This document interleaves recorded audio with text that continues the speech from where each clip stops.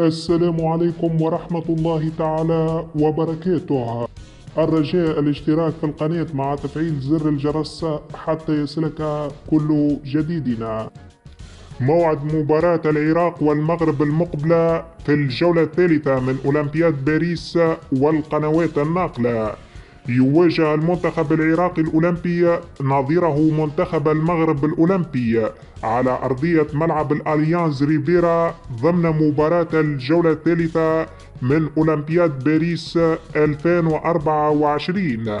وستقام المباراة المرتقبة بين المنتخبين يوم الثلاثاء القادم الموافق 30 من شهر 7 2024 في تمام الساعة 6 مساء بتوقيت العراق والسعودية ومصر وسوريا، 4 مساء بتوقيت المغرب والجزائر وتونس.